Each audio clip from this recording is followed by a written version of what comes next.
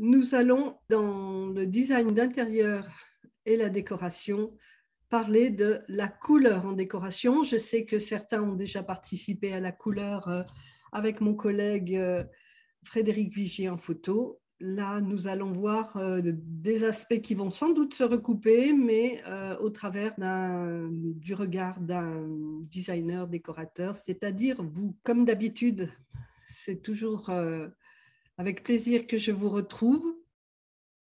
Donc, je vais vous présenter très rapidement le programme de ce soir sur la couleur dans la décoration. Ce que nous verrons en premier, c'est comment se repérer et comprendre la couleur.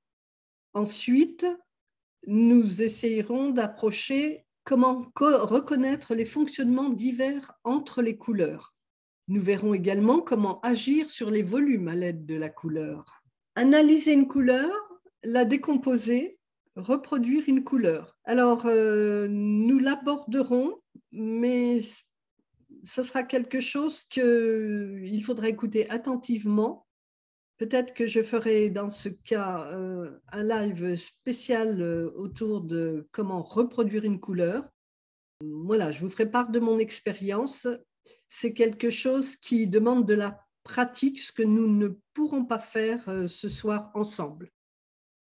L'influence des couleurs, le symbole et langage des couleurs.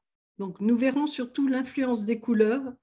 De la même manière, symbole et langage des couleurs, nous le verrons au travers de la conversation. Je n'aurai pas forcément de support visuel pour cela. Et voilà. Alors, la couleur, comment la définir? Nous allons commencer par cela, par des termes qui l'évoquent. On parle de la magie de la couleur, donner des couleurs, des tons subtils, etc. Et par rapport à la couleur, on peut faire un constat, c'est qu'on va toujours, et on le sait, parler que la couleur est ce qui donne vie à une pièce. La couleur modifie l'aspect général. La couleur crée une atmosphère.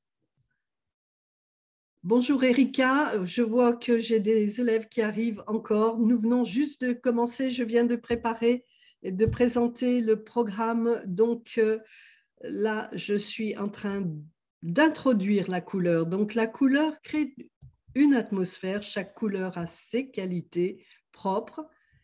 La couleur agit sur nos ressentis. Donc c'est des choses dont nous allons parler. Alors, la couleur, voici une planche d'un des élèves, fait par un de nos élèves qui a utilisé donc des couleurs, essentiellement un bleu profond, pratiquement outre-mer, associé avec un jaune. Il présente l'échantillonnage en dessous et il y a une photo qui est un petit peu tronquée, juste au-dessus, qui est une photo inspirante. Ça, ce sont des choses que nous allons voir. Et je rappelle au travers de cette planche qu'il va falloir que vous montriez vos choix de couleurs au travers d'échantillons. Il y en a qui le font très bien. Ce que je voulais dire également, c'est que dans certains cas, il ne faudra pas hésiter à montrer son laboratoire de couleurs. Alors, je rappelle, la couleur, on l'évoque par des termes comme ceci, la magie de la couleur, donner des couleurs, des tons subtils, on parle de marier les couleurs. La couleur, donc, voilà encore une autre illustration au travers de cette magnifique planche. La couleur est ce qui donne vie à une pièce. La couleur modifie l'aspect général. La couleur crée une atmosphère, c'est ce que nous voyons très bien et c'est très bien reproduit au travers de cette planche. Donc, je le rappelle, quand vous constituez vos visuels, vous devez être en mesure de savoir restituer cette atmosphère et notamment l'atmosphère qui agit par les couleurs. Chaque couleur a ses qualités propres et agit sur nos ressentis. Voilà une autre planche, un autre visuel qui définit dès le départ la couleur marsala et la palette qui se marient. Donc, nous sommes convaincus que la couleur en design d'intérieur est un élément très important. C'est quelque chose que l'on doit savoir manipuler et comprendre. Bien sûr, bien le comprendre pour manipuler les couleurs. Et suite à cette planche précédente, l'idée, voilà, c'est de proposer un intérieur avec des tons de marsala, de rosé, de déclinaison de gris et de bleu, mais pas n'importe quel bleu. Alors, tout est là. La couleur dans la décoration, on ne marie pas toujours n'importe quelle couleur ensemble. Voici une autre proposition qui correspondait à un devoir numéro 3, l'aménagement de son coin de travail. Voici aussi un ensemble de couleurs harmonieuses qui peuvent être proposées. Alors, nous allons passer à se repérer et comprendre la couleur. Comment l'organiser pour comprendre son fonctionnement? Et nous allons parler du cercle chromatique d'Iten. Je rappelle que Johannes Itten était un des professeurs de l'école du Bauhaus. Et je rappelle également qu'actuellement, sa théorie de la couleur est régulièrement publicitée, aussi bien par les designers décorateurs que les architectes, mais aussi tous ceux qui doivent décider de couleurs pour l'industrie, entre autres l'industrie automobile. Alors, vous avez deux dessins qui sont en haut, qui parlent des couleurs soustractives et des couleurs additives. Les couleurs soustractives concernent plutôt la photographie, le numérique, tout ce qui émane d'une source lumineuse. Je ne l'évoquerai pas actuellement. Il faut savoir simplement que les couleurs de base, qui sont le rouge, le vert et le bleu, produisent par leur mélange la lumière blanche. Nous allons parler plutôt du système de droite, dont les couleurs principales, et ce sont celles que je vous fais acheter pour faire vos mélanges de couleurs, sont le jaune primaire, le bleu cyan et le rouge magenta. Donc, vous les voyez bien, il s'agit du système qui est à droite. Donc, n'hésitez pas à revenir sur ce principe. Nous allons d'ailleurs le détailler. Les deux cercles qui sont en bas sont en fait des cercles chromatiques avec une variation des couleurs dites saturées, c'est-à-dire en pleine couleur. Le cercle de gauche, il s'agit d'un éclaircissement progressif vers le centre. Et le cercle de droite, là, il s'agit plutôt de foncer et de griser les couleurs de plus en plus, donc sans aller complètement sur le noir. Alors, d'un point de vue pratique et d'un point de vue expérience, c'est difficile d'arriver au noir parfait. Le mélange des trois couleurs donne souvent un gris très foncé, un marron très foncé s'il y a un petit peu trop de rouge. Mais obtenir le noir absolu, ce n'est pas facile. Cependant, ce qu'il faut savoir, c'est que quoi qu'il en soit, lorsque vous devez foncer une couleur, ne rajoutez pas du noir qui sort du tube ou d'un pot de peinture. Comme le savent très bien les peintres, le noir casse les couleurs, abîme les couleurs, les ternisse. Alors que si, pour foncer une couleur, vous utilisez on va dire, un noir produit par les trois couleurs primaires, eh bien, vous aurez des teintes beaucoup plus belles, beaucoup plus douces. Techniquement parlant, si par exemple, vous voulez foncer votre bleu, eh bien, en fait, il faudra simplement ajouter de la complémentaire qui est orange, sachant que la complémentaire orange est produite par le jaune primaire et le rouge magenta. Alors, nous allons détailler un petit peu plus ce cercle chromatique.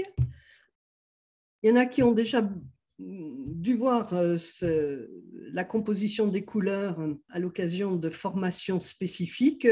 D'autres ont pu l'aborder lorsqu'ils étaient au collège avec des cours d'art plastique. Donc, je fais un rappel, tout le monde a quand même dû voir de près ou de loin la technique de ce cercle chromatique. Alors, le cercle chromatique est composé donc de jaune. On part du jaune primaire, du rouge magenta, du bleu cyan. Là, le rouge, il est pas très magenta. Le magenta est un rouge un petit peu légèrement, on va dire, fuchsia. Il s'agit de 3 couleurs qu'on ne peut pas fabriquer. Il faut acheter ces 3 couleurs, mais par ailleurs, on peut produire les couleurs secondaires à partir de ces 3 couleurs. C'est-à-dire que si je mélange le jaune et le rouge, j'obtiens l'orange. Vous l'avez tous expérimenté, c'est ce que je demande, c'est ce que je demande dans la leçon numéro 2. Alors, pour créer les autres couleurs dites secondaires, c'est-à-dire le vert et le violet, eh bien, on mélange tour à tour, pour le vert, le jaune et le bleu, et pour le violet, le rouge et le bleu. Donc, c'est ce que je vous demande de faire dans la leçon 2, de tester, de ressortir vos pinceaux, de ressortir vos peintures. Je rappelle, j'en profite pour insister et recommander d'acheter des gouaches extra fines. Elles sont un petit peu plus chères, mais comme je ne vous demande d'acheter que les 3 primaires et du blanc, ça pourrait aller. Donc, il s'agit de, pour pouvoir avoir des couleurs extra fines, il y a sans doute plusieurs marques. Moi, j'en connais une qu'on utilise depuis des années. C'est, je le marque dans le chat, c'est Linel. Gouache extra fine. Alors, actuellement, maintenant, elle est distribuée par Le Franc-Bourgeois. Alors, c'est important. Quoi? Parce que ces gouaches extra fines sont fluides, sont lumineuses, alors que si vous achetez des gouaches en supermarché, vous allez avoir des gouaches qui sont crayeuses et en fait très difficiles à utiliser car elles laissent beaucoup de traces. Maintenant, donc, une fois qu'on a repéré les primaires qu'on retrouve sur le cercle, le rouge, le magenta, le bleu, le jaune primaire, le bleu cyan, ce sont 3 couleurs primaires qui, à elles toutes seules, donc, permettent de faire les couleurs dites secondaires, l'orange, le vert, le violet, et qu'on retrouve effectivement projeté aussi sur la roue ou cercle chromatique.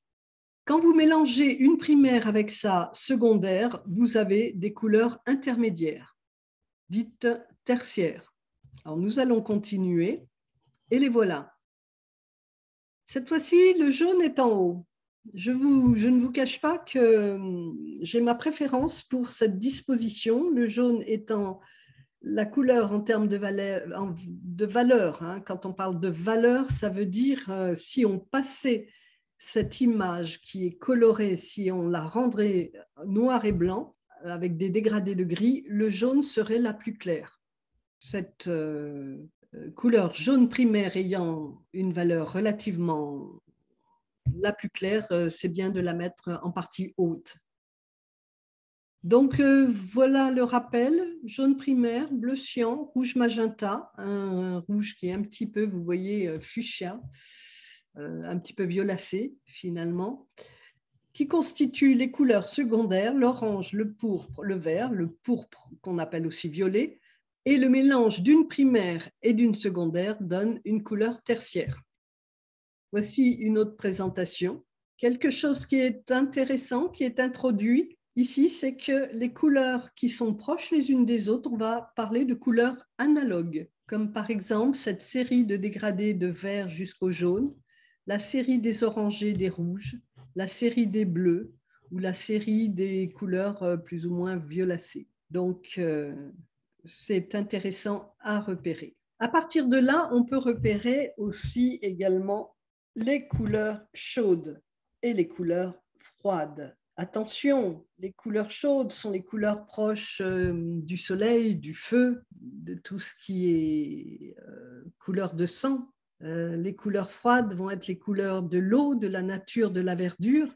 Certains se trompent, prennent des couleurs froides pour des couleurs chaudes tout simplement parce qu'on les voit dans les paysages d'été, comme la couleur bleue de la mer.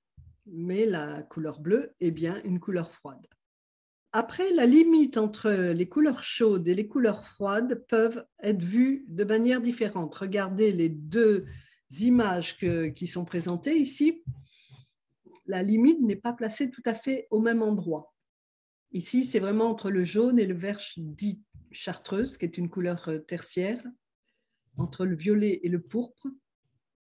Alors attention, quelque part, c'est vrai qu'un vert un petit peu jaunâtre pourrait ressortir comme une couleur chaude, d'autant plus si elle est présentée sur un fond sombre. Prenez une salle de bain tout en bleu, rajoutez une couleur, on va dire, ne serait-ce que turquoise, au milieu d'une pièce complètement bleue, eh bien, votre turquoise pourrait presque paraître comme une couleur qui réchauffe la pièce toute bleue. Il y a aussi non seulement les couleurs en soi, mais il y a le rapport et le mariage des couleurs.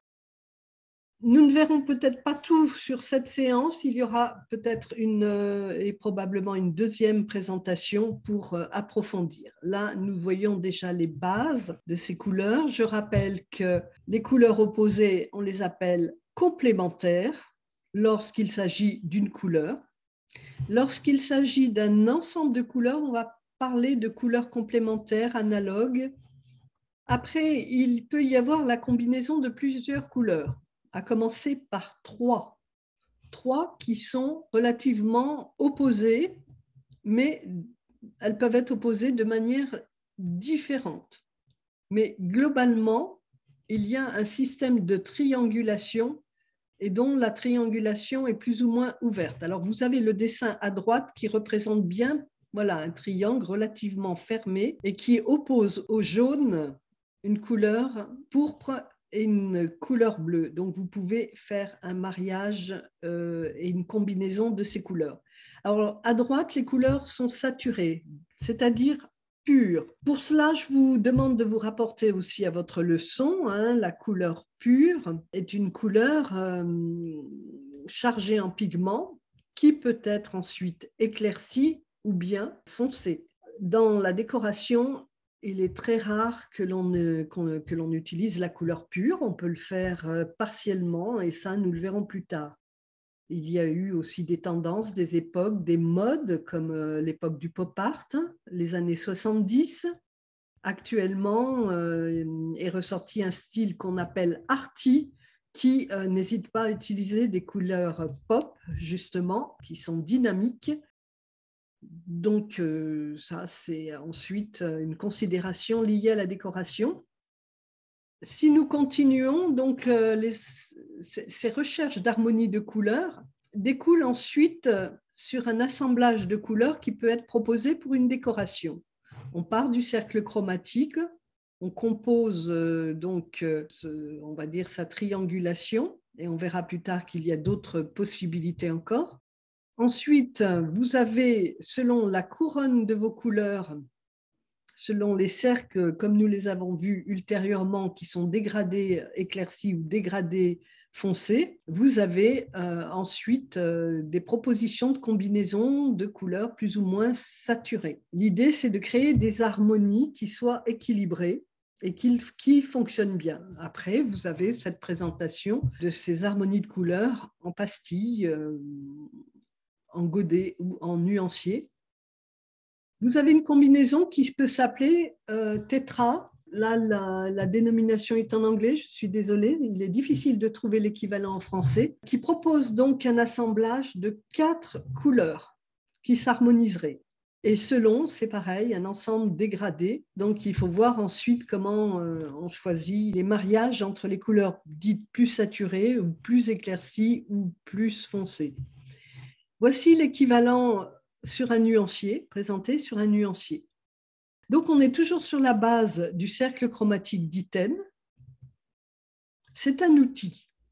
Je rappelle que Johannes Itten donc, est un théoricien de la couleur qui est plus ou moins indétrônable, qui continue de nous servir et dont on utilise les combinaisons. Alors, j'ai une question d'Enora. Bazin, y a-t-il des couleurs qui ne s'harmonisent pas? Alors, Oui, plus ou moins. Mais en même temps, il y a aussi une influence liée à la culture, liée à la mode, à l'époque, liée à certaines régions dans certains pays. Dans certains pays, ils vont apprécier certains mariages de couleurs que dans d'autres pays, on n'appréciera pas du tout. Alors, il y a quelque chose de, comme on dit, le goût et les couleurs qui est un petit peu aléatoire. Alors, comment on utilise un nuancier? Ben, c'est ce que je viens d'expliquer. On part de sa roue chromatique, on sélectionne son choix si on veut avoir une base de 3 couleurs, 4 couleurs. On va même voir qu'il peut y avoir d'autres possibilités encore avec 4 couleurs, mais selon la disposition en carré, 3 couleurs selon un triangle équilatéral, 4 couleurs mais selon une disposition rectangulaire, 3 couleurs selon un triangle plus aplati, isocèle. Voilà. Donc, et à partir de là, eh bien, vous les récupérez sur vos nuanciers. Après, vous sortez les nuanciers et vous disposez ou vous reconstituez avec votre palette de couleurs personnelle, avec votre gouache, les couleurs que vous allez sélectionner. Alors, j'ai Asia qui dit la couleur écrue est très tendance pour le moment. Quel est son mélange? Ben, écoutez, nous allons voir ça un petit peu plus loin. Alors là, nous allons aborder justement quelque chose que j'ai évoqué précédemment, c'est que la couleur est culturelle. Selon les climats, les différentes régions des pays, selon les continents, nous constatons que les sélections, les choix colorés varient. Nous verrons plus loin qu'effectivement, il y a la tendance, la mode. Nous allons voir ça plus loin. Voici une planche qui a été présentée de manière très intéressante par une de nos élèves et elle a fait un choix personnel, une palette de couleurs. Alors, peut-être qu'elle a pris une harmonisation de couleurs proposée par l'onglet création de son PowerPoint, qui lui proposait déjà des combinaisons, ou bien c'est elle qui les a choisies. Quoi qu'il en soit, ce choix s'est fait par le fait qu'elle aimait ces couleurs et elles fonctionnent bien. Alors, je vais vous parler d'une étude approfondie que nous a fait Johannes Itten dans son livre. Voici des extraits qu'on peut même retrouver sur Internet, page par page. On trouve son livre qui est le fondement de sa théorie. Donc, il l'a écrit il y a déjà quelques années. Les portraits peuvent paraître un petit peu vieillots, le portrait des personnes. Mais il nous explique que lorsqu'on demande à un élève de faire un choix de couleur, il propose des harmonies qui lui sont personnelles, qui lui sont propres. Le nuancier de couleur, pour choisir quel nuancier, ça, c'est souvent le lien que nous entretenons avec les marchands de couleurs professionnels. Mais ça, c'est quelque chose que j'aborderai peut-être ultérieurement. Là, je ne vais pas rompre le cours de mon explication. Écoutez-moi bien. Ne vous dispersez pas sur des considérations pratiques. C'est quelque chose qu'on verra à la fin. Vos questions, vous les poserez peut-être plus à la fin. Donc, selon les personnes, là, voilà, il s'agit d'une élève qui est assez rayonnante, d'une forte coloration. Elle a des cheveux blonds roux, on ne le voit pas sur la photo. Sa peau rosée domine et voilà les harmonies de couleurs qu'elle propose. Et le professeur, il y en a d'ailleurs qui l'ont peut-être fait, moi j'ai eu un professeur qui nous le faisait faire, demande de composer un quadrillage avec des assemblages de couleurs, de 3, 4 couleurs, voire 5, et même de composer un tableau là sous forme de pointillisme.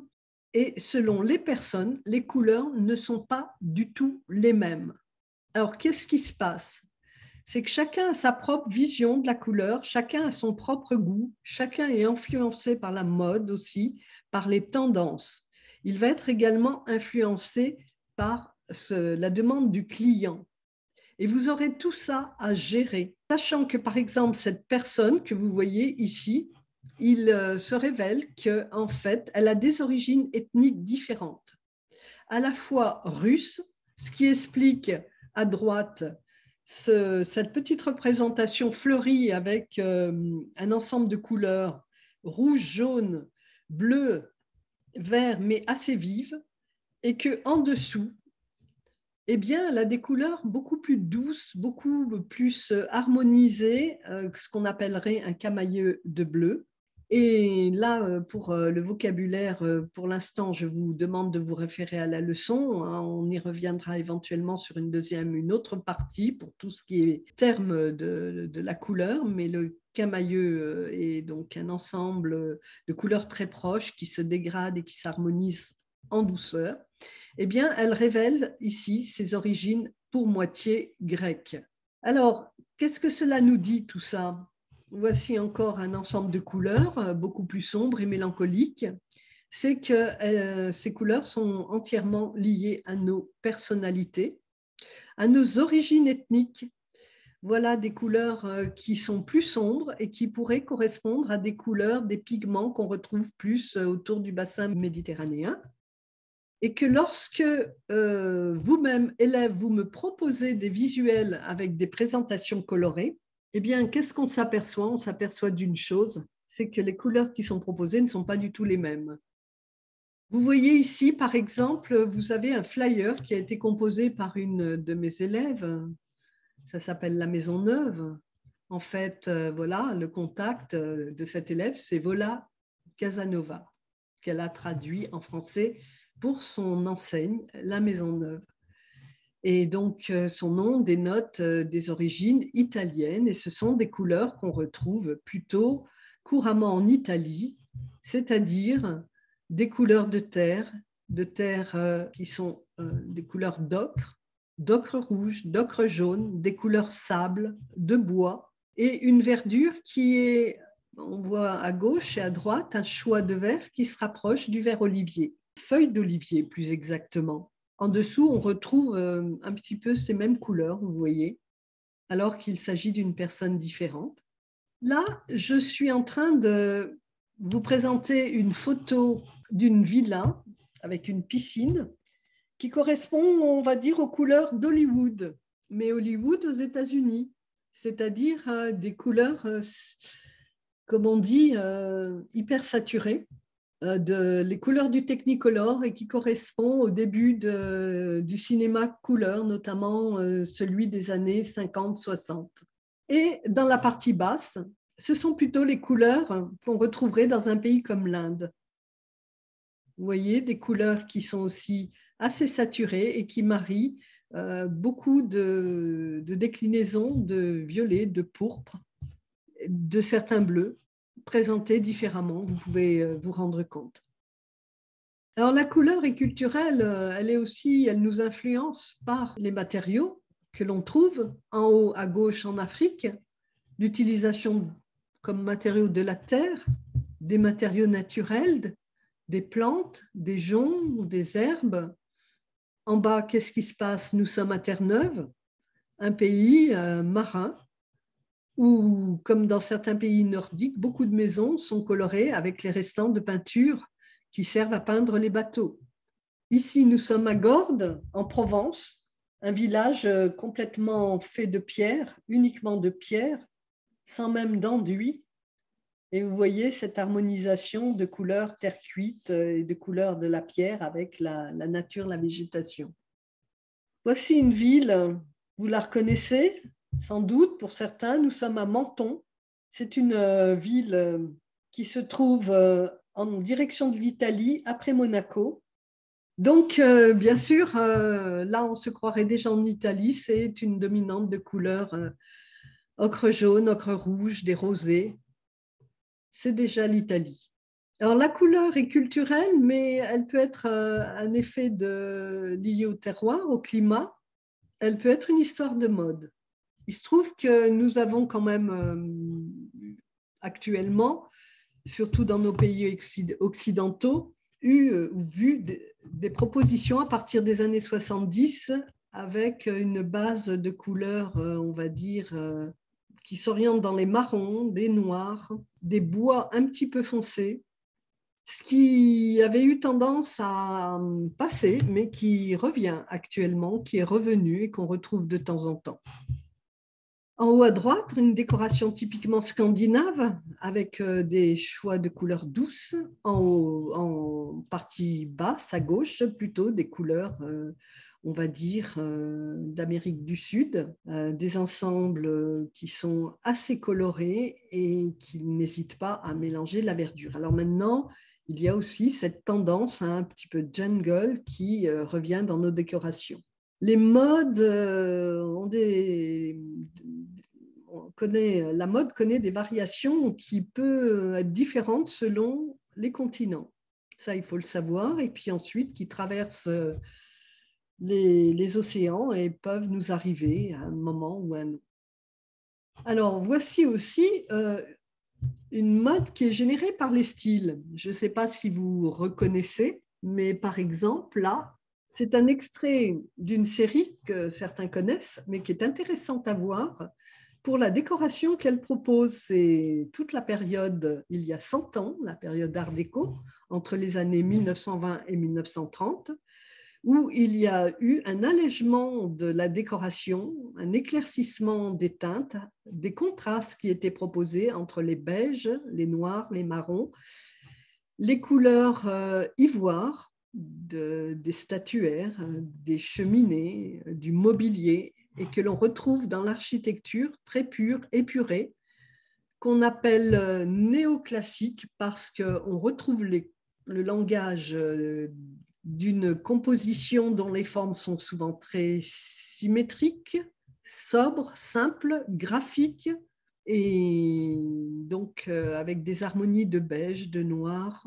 Donc là, c'est une mode qui a généré un ensemble de couleurs, de styles, sachant qu'à la période Art déco, ils utilisaient pour certains bâtiments des ocres assez soutenus, comme la maison Cravois dans le Nord, avec des couleurs ocre-jaune assez soutenues.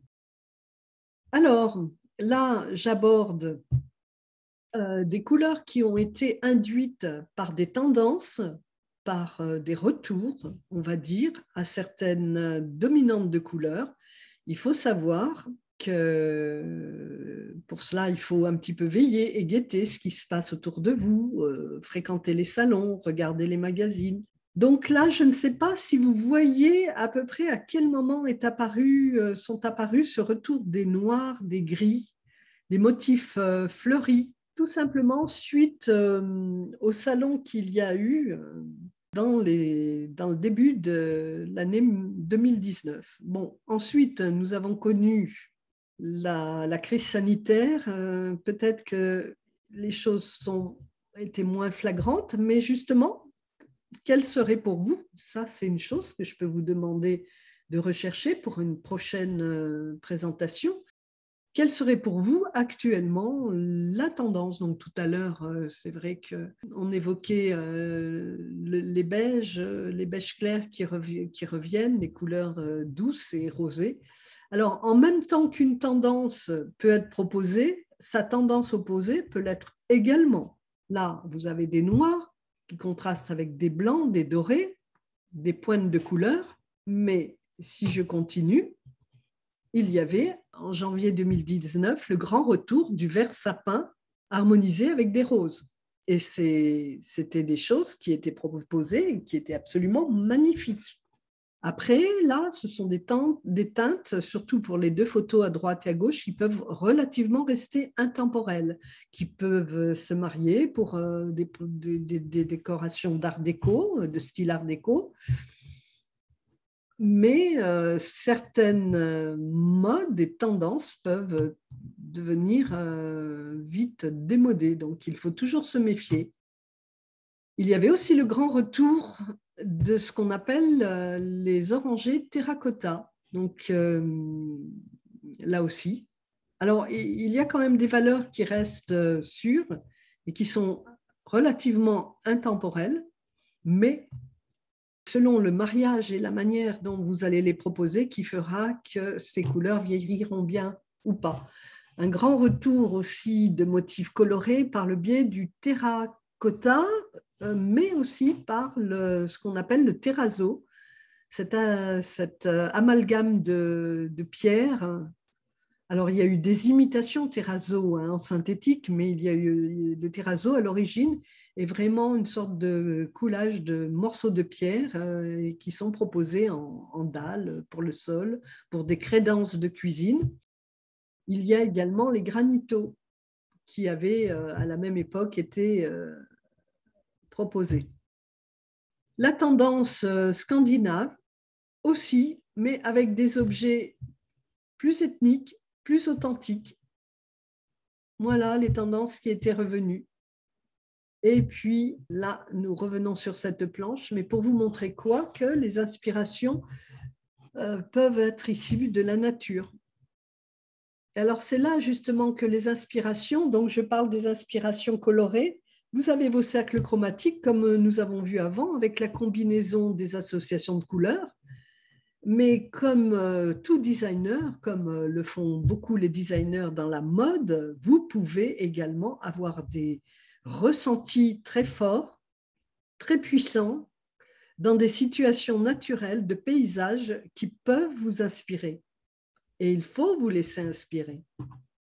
Voici une planche qui fera plaisir à Armand. Je crois que Armand est avec nous, n'est-ce pas? Je vois qu'il a eu une intervention, c'était lorsque j'ai montré la vue sur Monaco.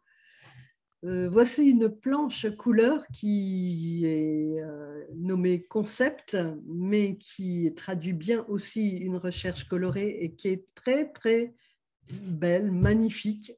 Armand nous étonnera toujours. Il faut continuer. Donc, salutations et puis un coucou à Armand. Encore une autre planche. Alors, je vais revenir à la précédente.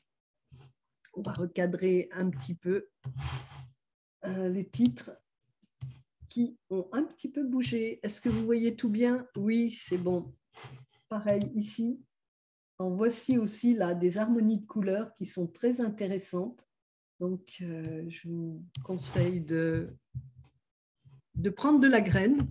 Je rappelle que Armand a terminé sa formation et qu'il est en train d'organiser son installation. C'est peut-être déjà bien avancé et de suivre aussi la formation gestion projet client. Encore un dessin qui nous vient d'Armand, qui est très intéressant également parce que là aussi, il propose en dessin fait main un travail de couleur. Donc, il faut que vous soyez inspiré de la nature, il faut que vous sachiez les reporter aussi bien sur du dessin à la main comme vos planches tendances de présentation, vos visuels que vous allez présenter à vos clients. Alors, quelque chose que nous allons voir maintenant, parce que le temps passe, c'est que vous pouvez agir sur les volumes à l'aide de la couleur. Vous avez la même pièce qui est présentée. Nous allons remercier, là, c'est Delphine Krieger, qui a trouvé une illustration de la transformation d'un volume de la pièce de manière beaucoup plus intéressante que le dessin que j'avais, qui était plus basique. Vous avez d'une part la possibilité de jouer sur le volume de la pièce par, d'une part, les couleurs, mais aussi le positionnement d'un éventuel parquet. Alors, vous avez plusieurs combinaisons. En haut à gauche, le parquet est en travers. L'ensemble des murs sont blancs. Donc, vous avez un effet d'agrandissement. Vous voulez avoir un effet d'agrandissement, mais allonger la pièce. Vous mettrez dans ce cas plutôt les lames de parquet. On dit latte ou lame de parquet, plutôt dans le sens de la longueur. Et si vous voulez encore allonger plus, dans ce cas, vous passez le volume de la pièce en couleur sombre. Si vous voulez un effet d'élargissement, vous revenez au parquet qui va être en travers et vous ne gardez qu'un mur foncé, éventuellement le plafond aussi foncé et les murs latéraux clairs. Vous pouvez rétrécir la pièce en procédant à l'inverse. Vous pouvez allonger la pièce, donc c'est la formule qui conserve le parquet en travers, non pas dans la longueur de la pièce, mais avec des couleurs sombres. Abaisser un plafond c'est en le peignant en couleur plus sombre, mettre l'accent sur un mur particulier. Voilà, ça peut être un mur coloré. Alors là, bon, il est gris, on est toujours dans des teintes de gris. Après, vous pouvez faire ce travail avec de la couleur, plus ou moins sombre. Vous pouvez casser la hauteur en coupant la pièce. Ça, c'est une tendance qui s'est faite depuis, on va dire, une vingtaine d'années, de couper la pièce par deux couleurs. Alors, on aime ou on n'aime pas. Il faut savoir que des fois, ça peut avoir un effet un petit peu aquarium aussi. C'est-à-dire, parfois, il faut penser aussi aux enfants. Alors là, ça peut être intéressant pour eux parce que cela donne l'impression que la pièce est moins haute, peut permettre de casser la hauteur d'une pièce très haute. Il y a des avantages et des inconvénients. Sachez que cette bande noire qui délimite, là, qui se trouve au premier tiers en partant du bas, vous pouvez avoir le même effet en la plaçant au deuxième tiers en partant du bas jusqu'en haut. On retrouve ça notamment dans les maisons. Allez regarder ce que faisait Charles Rennie Mackintosh dans la Hill House, où lui, il plaçait une sorte de bandeau noir aux deux tiers de la pièce. C'est intéressant aussi. Après, il y en a qui gardent la couleur claire en bas, qui foncent la partie haute. Donc ça, c'est quelque chose à, on va dire, au travers d'aquarelles, de recherche de peinture, de dessin, d'explorer et éventuellement à expérimenter chez vous, si vous avez des pièces à améliorer. Parce que c'est quelque chose qu'il faut travailler. C'est limite un sixième sens qu'il faut développer. Ces effets de transformation des pièces, il faut vraiment l'expérimenter. Vous aurez aussi les couleurs à choisir face à des fenêtres, selon si la fenêtre est plutôt orientée est, avec une couleur qui devient blafarde le soir, ou si vous avez des fenêtres qui sont orientées sud ou des fenêtres qui sont orientées ouest, la luminosité, la lumière n'est pas du tout la même. Donc là aussi, il y aurait un travail à faire. Ça, c'est quelque chose que nous pourrons évoquer ultérieurement. Après, toujours agir sur les volumes à l'aide de la couleur, voici quelques illustrations. La couleur détient du pouvoir, en fait. Voici des présentations que vous pouvez faire, notamment au coaching déco. Vous pouvez illustrer par des photos de combinaisons de couleurs variées, avec aussi des panneaux qui sont en partie tapissés, donc avec des sols d'une certaine couleur, des plafonds d'une autre couleur.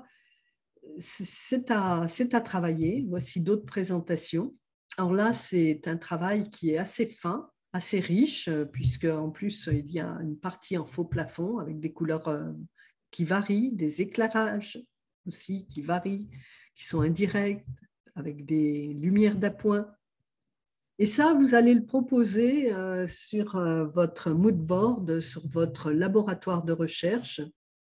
Vous allez aussi pouvoir essayer de discerner si vous présentez des panneaux très riches, avec des tapisseries très riches, et que si vous n'allez pas opposer en face des couleurs beaucoup plus douces, beaucoup plus neutres. On les appelle neutres, ces couleurs un petit peu douces. Par contre, vous pouvez proposer pour ces couleurs douces un effet de matière. Alors, retrouver et analyser une couleur. Alors ça, c'est quelque chose, je vais en parler, mais on l'abordera peut-être ultérieurement. Vous devez être capable de retrouver une couleur. Vous devez déjà à l'œil pouvoir l'analyser. Lorsque vous voyez un échantillon de couleurs, vous devez pouvoir dire si cette couleur a une dominante, si elle contient du rouge, si elle contient du bleu, si elle contient du vert. Alors, elles peuvent contenir plusieurs de ces couleurs. Après, on peut parler qu'un échantillon de couleurs a une dominante plutôt rouge. Et quand les couleurs ne sont pas pures, on peut voir si elles ont été éclaircies. Mais en même temps qu'elles ont été éclaircies, elles peuvent être adoucies par l'ajout de sa complémentaire, c'est-à-dire que cela grise un petit peu la couleur. Alors, il y a Michel Erika qui me parle s'il y a une fenêtre, le parquet doit être dans un sens spécial ou pas. Oui, alors ça n'a rien à voir avec la couleur, c'est plutôt ensuite une question de technique de pose qui peut permettre qu'on voit plus les défauts ou pas, mais actuellement, les parquets sont quand même relativement bien posés, réguliers. C'est plus lié au fait que les lames de parquet qui sont dans le sens de la longueur, alors ça n'a rien à voir avec ce dont je parle actuellement. Simplement, les lames de parquet posées dans la longueur ont tendance à donner un effet de fuyante qui ne sont pas vraiment forcément esthétiques, qui allongent la pièce. Alors, si on veut allonger la pièce et lui donner un effet couloir, oui, pourquoi pas. Moi, je dirais que c'est quand même beaucoup lié à la forme de la pièce. Après, admettons que la pièce soit carrée. Effectivement, l'éclairage peut, dans ce cas, révéler des défauts. Dans ce cas, il vaut mieux que les lames soient, on va dire, les longueurs des lames soient face à l'éclairage. Alors, pour en revenir à la recherche de couleurs, vous voyez là, vous avez un nuancier qui est présenté. Vous regardez la première, on va dire, bande de couleurs. Sur la gauche, vous voyez bien qu'il s'agit d'un jaune et vous voyez bien que celle qui suit est dans les tons violets. Le fait qu'on les voit dégradés permet ensuite de reconnaître plus facilement. Mais en admettant que je coupe les parties les plus sombres, on pourrait avoir des hésitations. Dans les couleurs les plus claires, comment reconnaître, mais ça c'est une question d'expérience et de sensibilité, on peut quand même reconnaître que sur le sommet de ces rubans qui font partie d'un nuancier, que les couleurs sont plutôt dans les jaunes. Si je continue dans les rosés, ensuite dans les bleus, à nouveau dans les jaunes, mais qui se déclinent de plus en plus dans des rosés, à nouveau violet, deux bleus différents, dont un qui tire sur le vert, et ensuite une sorte de gris-beige. Qui pourrait penser qu'il s'agit d'une déclinaison de vert? Eh bien, pas forcément. Mais ça, c'est une question de pratique et de sensibilité. Donc, la recommandation, c'est de faire soi-même des recherches de teintes. Alors, en présentiel, moi, je l'ai beaucoup fait faire à mes élèves. Il s'agit de découper en fait un carré de couleurs qui peut être n'importe quelle couleur, plus ou moins claire, plus ou moins foncée. Et vous devez, avec de la gouache, si possible, donc de la bonne gouache, Linel, retrouver la couleur de votre nuancier. Alors la technique est la suivante. D'abord, en général, on détecte que les couleurs ne sont pas saturées, elles ne sont pas pures, elles ne sont pas vives. Donc déjà, on peut partir d'un côté avec une base de blanc et de l'autre côté, la couleur dominante que l'on a reconnue. S'il s'agit donc de couleur rosée, ça veut dire que vous allez ajouter dans votre blanc une pointe de rouge. Mais vous allez tout de suite obtenir un rose très criard, un petit peu genre ce qu'on appelle les roses couleur Barbie. Bon, excusez-moi pour Barbie, mais les couleurs qu'aiment bien les petites filles. Nous, dans la décoration, ces couleurs ne passent plus très bien, elles nous heurtent, elles sont trop chargées. Donc, en général, ces couleurs sont tout simplement cassées avec la couleur complémentaire. La couleur complémentaire du rouge, qu'est-ce que ça va être? Ça va être dans les orangés. Et les orangés sont constitués de jaune et de... Alors non, la couleur complémentaire du rouge, ça va être plutôt le vert. Donc, désolé, ça va être plutôt dans les verts. Je n'ai pas remis le cercle chromatique, j'aurais dû, peut-être comme ça on aurait vu tout de suite. Et le vert est constitué de jaune et de bleu. Donc, il suffit de rajouter un petit peu de jaune, un petit peu de bleu à notre rouge qu'on a déjà mis dans notre blanc. Mais attention, quand je dis rajouter, c'est des pointes de couleurs qui sont pris du bout du pinceau et il vaut mieux y aller par petites touches. Et ces couleurs, on les met dans le blanc plutôt que l'inverse parce que pour éclaircir une couleur suffisamment, il vous faudrait au moins 4 à 5 tubes de gouache blanche. Donc, croyez-moi, mon expérience, pour des couleurs un petit peu claires, pastel, on part du blanc. Et même pour des couleurs moins pastel, moins claires, on va partir toujours avec une base de blanc, puis faire rejoindre les couleurs petit à petit. Et s'il faut, on rajoutera un petit peu plus de couleurs plus foncées et on rajoutera un petit peu plus de complémentaires pour atténuer les couleurs. Dans une autre séance, nous verrons ensuite, nous verrons ultérieurement tout le vocabulaire qui décline les couleurs dites rompues, cassées, il y a tout un ensemble. Mais moi, ce que je vous invite, c'est déjà de regarder vos cours sur la couleur. Il y a une partie qui est dans la leçon 2 du tome 1 et une partie dans la leçon 28, alors bien sûr, je rappelle, 3028, dans le tome 5. Alors, la marque de gouache, bah, écoutez, je l'ai dit et je l'avais écrit, c'est Linel. C'est une gouache dite extra fine. Je rappelle qu'elles sont lumineuses, brillantes, satinées, brillantes quand on ouvre le tube et ensuite en séchant, elles deviennent satinées. Et on les trouve facilement dans les magasins qui vendent des produits et du matériel de dessin ou dans les magasins de loisirs créatifs. Et c'est distribué actuellement par Le Franc Bourgeois.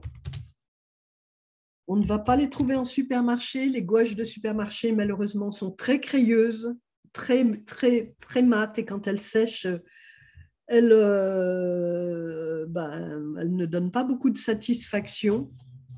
Parce qu'elles ne donnent pas beaucoup de satisfaction, parce qu'elles sont très ternes et on est très déçu par les essais que l'on peut faire. Alors, nous allons revenir sur les couleurs, l'influence des couleurs, le symbole et le langage des couleurs. Donc, on va surtout parler dans un premier temps plutôt de l'influence des couleurs. Nous verrons dans une deuxième partie éventuellement reconnaître leurs symboles et leur langage. Là, ce qui nous intéresse, c'est de bien identifier les couleurs froides, des couleurs chaudes, de déterminer que le bleu est considéré comme la couleur de l'intuition, du calme et de la stabilité. La couleur turquoise. Le turquoise est une couleur paisible, rafraîchissante et calmante, a les propriétés du bleu et du vert. Et justement, le vert, couleur de la chance, repose l'œil, invite à l'équilibre, mais peut aussi encourager l'indécision. Alors, sachez que le vert, tout est relatif, tout dépend comment le vert est accompagné. Si vous mettez tout vert, effectivement, non seulement cela peut encourager l'indécision, mais cela peut devenir une couleur très déprimante. En général, pour que le vert soit intéressant, il faut qu'il ait une touche de bleu, il faut qu'il soit légèrement délavé, comme les couleurs lichen, comme un petit peu la planche que nous avons vue d'Armand qui était proposée, les couleurs de la feuille d'olivier. Sachez également, nous le verrons ultérieurement aussi, qu'on propose des couleurs de telle manière qu'elles reposent l'œil. Par exemple, les joueurs qui jouent sur la terre battue de Roland-Garros, qui est une couleur ocre, rouge, très orangée, eh bien, vous voyez que tout l'environnement autour est peint en vert. De la même manière que le chirurgien qui opère un malade, quelqu'un qui a besoin d'être opéré et qui a son regard qui regarde des tissus chargés de sang, en général c'est plutôt rosé en fait, eh bien l'environnement autour de lui est peint dans des verts un petit peu pâles, moins foncés, moins vert sapin qu'on va dire les terrains de tennis de Roland-Garros. Donc, vous voyez la couleur, il y a tout ça aussi que l'on peut voir, essayer de proposer des couleurs complémentaires pour reposer les yeux. Voilà, le violet calme le corps, il invite à la méditation. C'est la couleur qui représente le spirituel, mais bon, ça, nous verrons ultérieurement les symboles. Le rouge, alors sachez que le violet peut être considéré comme une couleur qui peut devenir, si c'est un peu pourpre, donc une couleur chaude. Voici les couleurs qui sont associées à la chaleur, au bien-être, au plaisir, à l'énergie solaire. Le rouge est la couleur de la force, du courage, de la passion, de la sensualité, de l'amour et du danger. Il accélère le rythme cardiaque et stimule l'activité, donc à utiliser avec précaution dans des intérieurs. L'orange invite à la joie de vivre, à l'épicurisme. Tout le monde sait ce que c'est que l'épicurisme, hein, la joie de vivre, le bien vivre. Donc, invite également au mouvement, à la détente et au plaisir. C'est une couleur qui stimule l'activité créatrice. Le jaune stimule fortement l'activité cérébrale. Donc ça, c'est quelque chose qu'on pourra revoir et développer. Maintenant, les teintes neutres, le noir et le blanc. Alors, j'ai remis justement les cercles chromatiques dégradés en s'éclaircissant et dégradés en fonçant. Sachez que, écoutez, je ne vous le présente pas ici, mais vous pouvez avoir des noirs colorés, des blancs colorés, des gris colorés. Le noir intensifie les émotions et absorbe la lumière, c'est une teinte qui oppresse. Donc là, vous voyez, c'est écrit, je vous le lis, vous pourrez revenir dessus. Le blanc, alors, il s'agit d'un extrait de votre cours dans la leçon 28 dans le tome 6. Le blanc est la luminosité maximale. Il n'existe pas de blanc chimique parfait, mais une grande variété de blancs. C'est une couleur qui purifie, nettoie et reflète la lumière. S'il est trop cru, il agresse l'œil. Le gris est une couleur paisible qui ne provoque pas d'émotions fortes, mais peut traduire une certaine insatisfaction. Alors, ce qu'il faut savoir, surtout ces dernières années, c'est que ces trois couleurs neutres ont tendance souvent à tempérer, à rehausser ou à valoriser d'autres couleurs. Ce sont des teintes qui sont beaucoup utilisées en décoration. Là aussi, peut-être que nous y reviendrons pour vous montrer davantage d'exemples. Voici un exemple des gris colorés qui peuvent être proposés. Certains qui tendent fortement sur certains beiges d'ailleurs, certains verts ou certains bleus. Alors nous allons quand même revenir à certaines teintes. Là, il s'agit donc, c'est extrait aussi de la leçon, d'une planche qui n'est pas très nette du coup, mais qui représente des propositions de décoration dans des nuances de bleu nuit, de violet, donc avec le slogan « Une puissance adoucie », enfin le slogan, une sorte de référence. Les bordeaux, les rouges. Alors là, je déborde un petit peu de notre temps. Ce qui pourrait être intéressant, c'est quand même que je vous fasse quelques commentaires par rapport à ces planches. Donc, je vais les aborder de manière rapide et puis nous referons une deuxième partie. Je pense que ce sera intéressant. Ceux qui sont un petit peu pressés pourront toujours aller consulter cette approche qui se retrouve dans les leçons. Alors, par exemple, le rouge. Si on revient au rouge, comme le présente ce visuel, c'est une couleur qui est très forte. Il est conseillé de l'utiliser donc avec parcimonie. Si vous voulez peindre un mur entier, choisissez plutôt des pièces de passage, couloir, palier, entrée ou éventuellement dans le séjour. Alors, c'est une couleur qui, si elle est trop vive, va épuiser vos réserves vitales ou les réserves vitales de vos clients, bien sûr, si vous la préconisez pour un client. Peut avoir une connotation agressive. Donc, en général, le rouge n'est jamais utilisé pur. Il s'utilise plutôt par petites touches et en déclinaison, en harmonie de plusieurs rouges. Quelque chose que je vais vous rappeler tout de suite, que je n'ai pas évoqué, que j'ai placé quelque part dans les leçons, c'est que normalement, pour qu'une pièce soit harmonieuse et équilibrée, Si on mélangeait les couleurs utilisées pour une décoration, il faudrait que sa résultante devienne un gris moyen pour avoir une harmonie et une harmonie colorée qui soit agréable et satisfaisante. Donc, si vous utilisez des couleurs très soutenues, très vives, en l'occurrence comme ici avec les rouges, vous devez quelque part avoir d'autres teintes, comme certaines images où on voit un sol blanc ou un tableau blanc ou bien des tapis colorés, du mobilier, d'autres teintes qui en fait viennent équilibrer cet ensemble de couleurs, sachant que pour un... Alors après, ça peut être un gris plus ou moins moyen, plus ou moins foncé, plus ou moins clair. Ça, tout dépend ensuite de du souhait que vous avez comme ambiance. Les couleurs un petit peu sombres, un petit peu sourdes vont avoir tendance à envelopper, à apaiser, à donner un effet cocon. Des couleurs plus claires vont élargir, vont donner plus de, on va dire, d'air, d'aération, d'envol. Oui, c'est tout à fait ça. Si vous mélangez les couleurs de la photo en bas à droite, théoriquement, pour que la décoration soit satisfaisante, le mélange de ces ensembles de couleurs doivent donner un gris moyen, plus ou moins clair, plus ou moins foncé. Tout dépend de l'ambiance que vous voulez apporter, amener.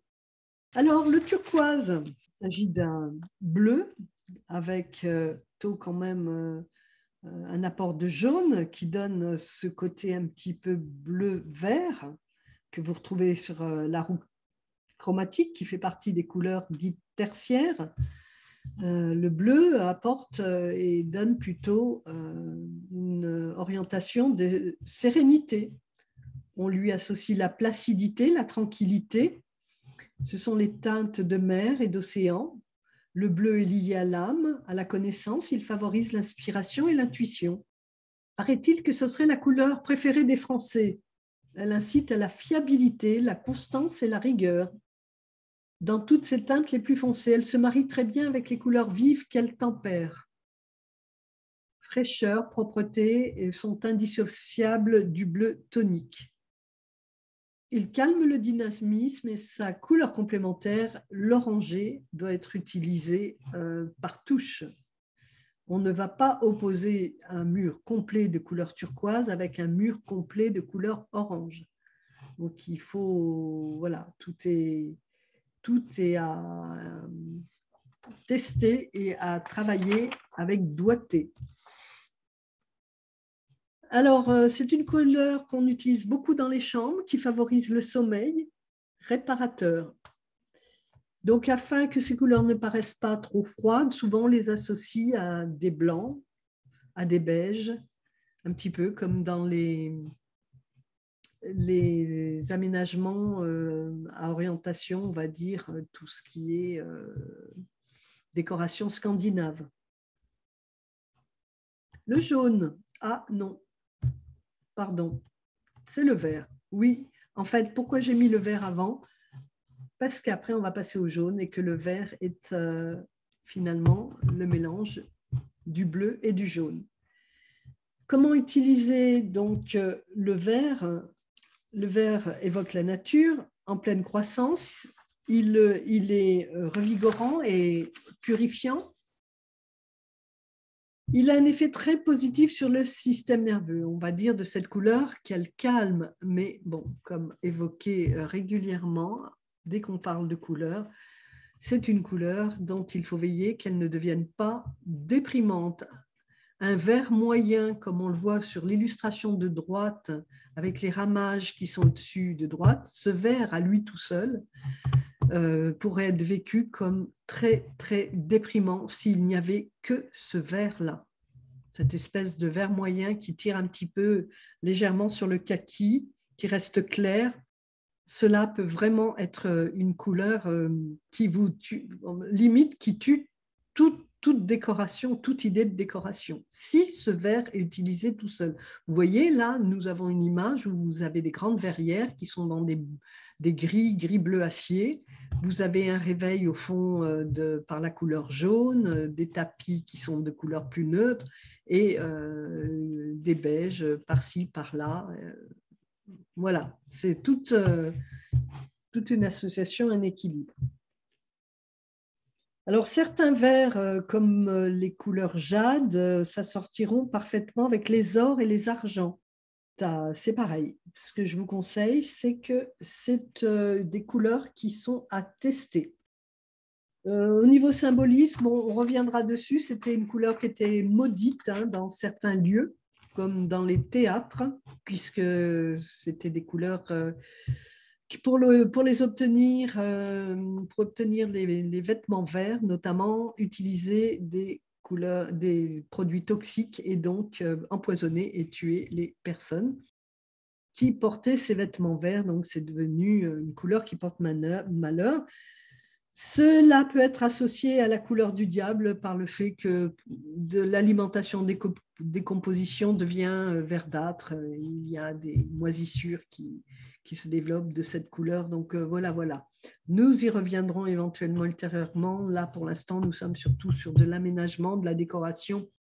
Donc, tâchez pour l'instant, surtout de tester et de voir les mariages de couleurs. Alors, pour ce qui concerne le jaune, c'est une couleur qui, finalement, tout le monde peut s'en rendre compte, est une couleur qui irradie, illumine, réveille. C'est la couleur du soleil. C'est une couleur qui peut varier, qui peut aller du côté des orangés, comme elle peut aller du côté des verts anis. C'est une couleur qui peut être considérée comme une couleur, parfois dans certains pays, comme une couleur royale. Et c'est une couleur qui peut, un petit peu comme les orangés, stimuler l'activité cérébrale. Après, je le rappelle, l'usage de la couleur peut être lié à des ressentis, à des inspirations proches de la nature. Laissez guider aussi vos intuitions et vos envies. Il n'est pas toujours utile de se référer forcément et seulement à l'effet que provoquent les couleurs et leur symbolique. Là, il s'agit de l'orange, rarement utilisé tout seul. Il va être bienvenu sur un seul pan de mur ou en appoint et en contraste ici avec un mur complètement gris. Ça peut être très intéressant. Donc, c'est une couleur qui dynamise, qui réveille, qui est souvent plutôt utilisée ponctuellement. Un pan complet d'un mur orange, voilà, vous l'avez en représentation.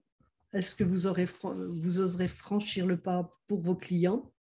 Globalement, si on revient d'ailleurs aux pièces qui sont toutes blanches, ça peut être intéressant justement qu'elles aient un mur coloré comme ça, très vibrant, de couleur intense, mais ça peut être du bleu. Là, c'est l'orange, mais ça peut être du bleu, ça peut être un vert, ça peut être un gris. Donc, c'est quelque chose qui, ces dernières années, a été très pratiqué, que l'on peut encore utiliser.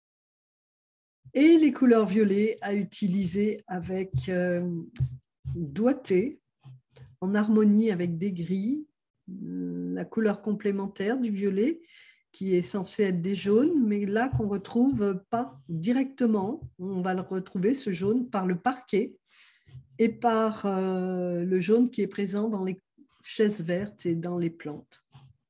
En bas, avec la cuisine, c'est plutôt au travers de l'éclairage. Et vous voyez, c'est un jaune doré que l'on retrouve pour le plan de travail. Donc là, je parle de couleurs d'opposition techniques comme nous les avons vues avec les cercles chromatiques. Maintenant, vous pouvez vous aussi chercher à tester les assemblages de couleurs qui peuvent susciter une émotion. L'idée, c'est que la décoration que vous allez proposer, par ses formes, par ses agencements, donc par son côté graphique, d'une part, par le traitement de la lumière, d'autre part, et encore aussi par les assemblages de couleurs, suscite une émotion. Donc, il faut aussi beaucoup travailler avec vos ressentis, votre émotion, votre analyse vient compléter le tout et vous arriverez à travailler sur des mélanges intéressants. Voilà une planche encore qui présente des assemblages C'est une planche qui a été créée par Bénédicte Régimon, hein, qui nous a rédigé une bonne partie des cours. Moi, je suis venue compléter beaucoup par du vocabulaire. Vous retrouvez ça, donc je le répète, dans la leçon 2, vous retrouvez des notions sur les couleurs, mais aussi dans la leçon 28 sur l'utilisation de la couleur. Le rose poudré, très doux, comme les beiges, vous allez pouvoir aussi les explorer, les exploiter et travailler tout en nuances et en équilibre. Donc là, on est plutôt sur des teintes plus douces. Là, je rappelle, je remets certaines planches qui avaient permis de construire des flyers. Là, c'est le travail de Maude. Maude, quand elle nous a présenté son flyer, a fait toute une recherche avec une palette colorée, des couleurs, sur des éléments de décoration, des éléments provenant de la nature. Donc, c'est ce que j'appelle, moi, un laboratoire d'idées. Il faudrait mettre un S même à idées. Je pense que ce serait bienvenu parce que vous avez beaucoup d'idées. N'hésitez pas donc à les présenter de la même manière pour les écritures, les logos, les recherches de palettes de couleurs. Il en est de même pour vos présentations d'études de coaching déco. Il y a tout un travail à faire avec la couleur, non seulement pour présenter des aménagements, mais aussi sur la présentation de vos visuels pour équilibrer une vue, une photo qui montre une vue, mais qui ne présente peut-être pas l'ensemble des couleurs qu'il pourrait y avoir dans une pièce. Voici des visuels qui finalement sont des visuels que vous avez finalement à préparer pour votre projet professionnel de fin de formation. Ici, le travail de Delphine Krieger, où, écoutez, vous voyez, on peut voir une palette d'orangé, de jaune et de vert qui se marient très bien. Donc, à vous de jouer, hein, j'ai envie de dire. Je pense que dans l'ensemble, si vous avez choisi cette formation, c'est que vous avez beaucoup de goût. D'ailleurs, je suis même surprise de voir la qualité de certains travaux proposés par des élèves qui commencent juste, n'est-ce pas, Erika? Mais Erika a déjà une expérience professionnelle dans le monde créatif et de l'art, et puis par une formation initiale dans le design. Donc, super, félicitations. N'hésitez pas aussi, au travers de vos modélisations, à présenter des visuels où on voit des images de perspective très agrandies pour avoir l'impression d'être à l'intérieur, donc de rendre immersif. Et là aussi, l'appréciation de la couleur se fera d'autant mieux. Je rappelle aussi que pour ceux qui travaillent sur des modélisations, d'explorer les améliorateurs de rendu. Avec là un travail avec SketchUp fait par un de mes étudiants que j'avais en présentiel, qui a utilisé des améliorateurs de rendu. À l'époque, c'était Véré. Maintenant, les nouvelles versions permettent donc d'accéder à ces améliorateurs de rendu plus facilement. Je le vois régulièrement au travers du travail de mes élèves. Encore voilà des présentations où vous pouvez juger par vous-même un travail ponctué de rouge pourpre, ici des murs entiers sur la vue de gauche par rapport à la coupe, et sur la vue du milieu, il s'agit de rouge, c'est plutôt des rouges karma hein, que l'on trouve, que l'on voit au travers des bouquets, au travers des canapés qui sont au fond. C'est très subtil et c'est quelque chose qui était présent dans la planche concept. Alors, cette planche concept ne correspond pas au restaurant chic à la française, mais c'est la même personne, donc ce rouge revient. Là, c'était un rouge qu'on retrouvait qu'on retrouve de la même manière, de manière ponctuelle, par touche, et qui évoque le rouge du vin. Voilà une planche qui illustre le devoir 3, Donc, il s'agissait d'un travail fait par Cécile Béchade, où déjà elle pensait à placer des traces de nuancier, la présence du bleu, qu'il y aura, du métal et du bois recyclé. Donc, dans vos visuels, il faut avoir cette constance. À nouveau, vos choix colorés, je le rappelle, je représente cette planche faite par Sébastien Nadeau qui nous remettait le nuancier des couleurs utilisées pour cette proposition de décoration. Et là, le travail intéressant qu'on retrouve dans la leçon 5 sur ce choix de couleur Marsala et que je rappelle, donc on peut voir au travers des devoirs 2 pour ceux qui sont en début de formation comment on décline la planche du brief, la planche concept, la planche ambiance et déco, la planche projet et où on retrouve ce travail de couleur qui est très présent.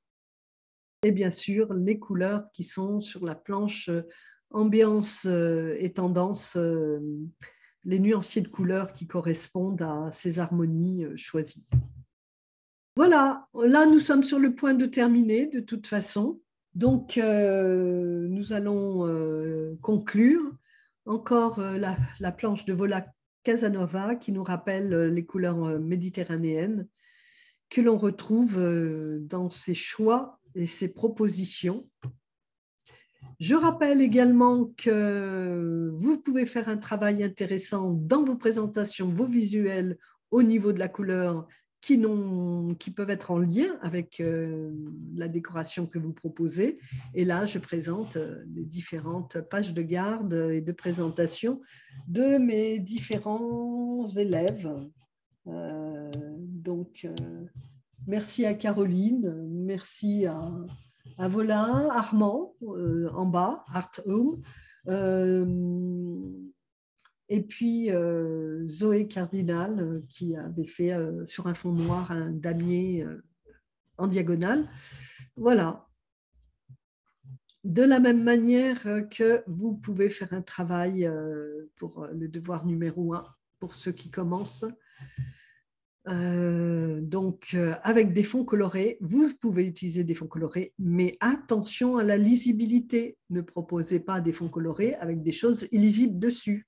Je le rappelle, puisque avec mes collègues Orlane et Charlotte, que je salue, nous vous efforçons de vous guider et il faut bien comprendre que si vous utilisez la couleur pour vos planches de présentation, elles doivent être intéressantes, valorisantes, subtiles et la lisibilité ne doit pas s'en trouver amoindrie. Et d'ailleurs, des fois, on peut aussi très bien présenter sur un fond blanc et mettre en valeur des illustrations et des titres. Voilà, je pense que nous allons pouvoir conclure. Voici à nouveau 2 planches, toujours celle de Vola à gauche et celle du groupe Claire, Mégane, Nathalie à droite, qui montrent aussi les orientations diverses que l'on peut faire dans nos choix colorés. Le ressenti est complètement différent, donc faites attention, choisissez bien vos couleurs. Je dis au revoir à tous ceux qui sont en train de terminer. Je rappelle encore une fois que vous avez le groupe déco. Décidément, ce n'est pas de chance parce qu'à chaque fois, j'ai le petit titre, l'adresse qui se trouve décalée. Voilà, ça va mieux. Ceux qui veulent rejoindre le groupe déco, le groupe Facebook et échanger avec d'autres élèves, je vous mets en garde. Ça veut dire que c'est ouvert à tous. Qu'il y en a qui se servent de ces groupes déco, non pas pour avancer, évoluer, mais plutôt pour se plaindre. Alors, sachez prendre de la distance. Moi, ce que j'attends de vous, c'est plutôt de vous entraider et de conseiller ceux qui viennent d'arriver. Voilà, bonne soirée, restez motivés, continuez comme ça et à très bientôt. Au revoir.